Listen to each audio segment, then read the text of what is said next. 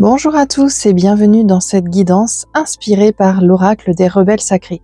Je suis ravie de vous accompagner aujourd'hui et si vous êtes un ou une voyageuse ou un ou une nomade digitale ou que vous vivez en van life, cette guidance est spécialement pour vous. Elle va éclairer votre chemin de développement personnel au milieu de l'aventure et de la route.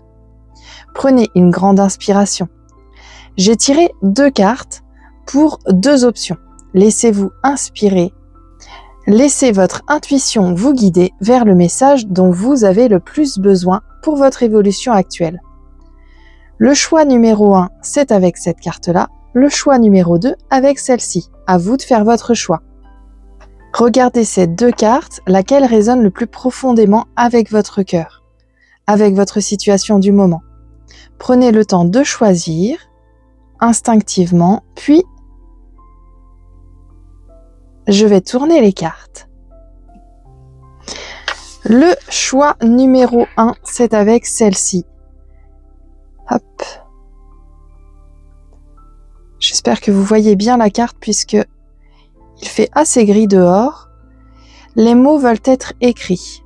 Si vous avez choisi la carte « Les mots veulent être écrits », le message pour vous, voyageur ou voyageuse nomade, est que votre vérité intérieure a besoin d'être libérée et ancrée, même si votre corps est constamment en mouvement. La route peut parfois être une échappatoire ou une distraction. Vous avez peut-être tendance à fuir les émotions ou les pensées complexes en vous lançant dans de nouvelles aventures ou en changeant de lieu. Cette carte est un appel à vous poser, au moins mentalement, pour faire le point. Les histoires, les leçons et la sagesse que vous accumulez pendant vos voyages ne doivent pas rester piégés à l'intérieur.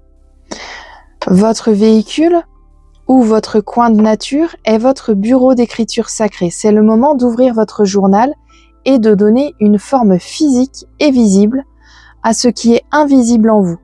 C'est le chemin vers la clarté et l'intégration de votre expérience nomade.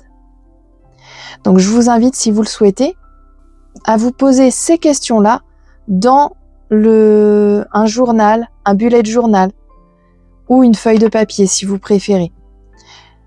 En question 1, quelles sont les 3 plus grandes émotions ou pensées récurrentes que j'ai tendance à ignorer ou à balayer sous le tapis en changeant de lieu?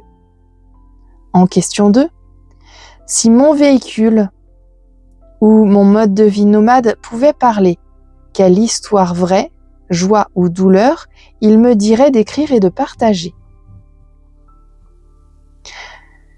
En question numéro 3, qu'est-ce que j'ai appris sur moi-même grâce à un moment de solitude ou de défi pendant mon voyage et comment puis-je transformer cette leçon en règle de vie? Et enfin, une action concrète à utiliser avec cette carte, eh bien pendant les 7 prochains jours, quel est le temps minimum que je m'engage à accorder à l'écriture et à l'introspection chaque jour sans bouger? Je vais passer au choix numéro 2 avec cette carte-là. Vous avez la carte au-delà de l'esprit, le cœur bat. Si vous avez choisi cette carte-là, le message pour vous est de cesser de trop analyser votre aventure et de revenir au simple fait d'être, le fait de ressentir dans votre corps. Être nomade demande beaucoup de planification, de logistique et de réflexion. Vous jonglez entre les spots pour dormir, le budget, la météo, la recherche de Wi-Fi par exemple, et cela épuise votre mental. Cette carte vous dit que vous êtes piégé par la charge mentale du voyage et que vous passez à côté de la magie du moment présent. Le cœur est le guide infaillible, bien plus que votre GPS ou votre checklist.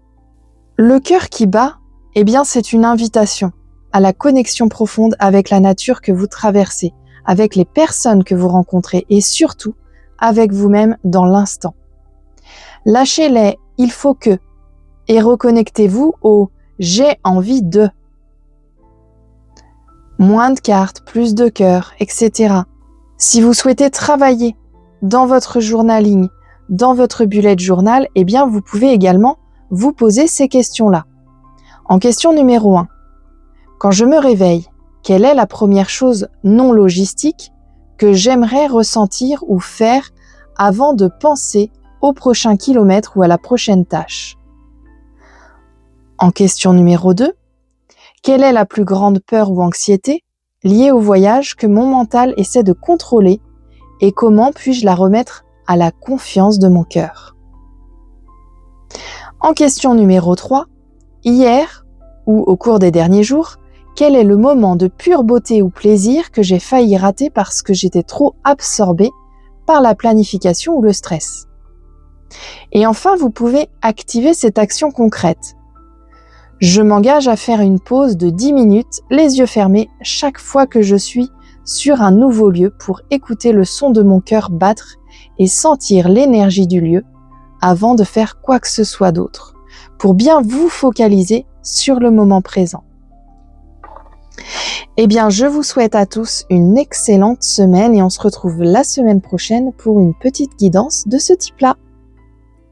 À bientôt!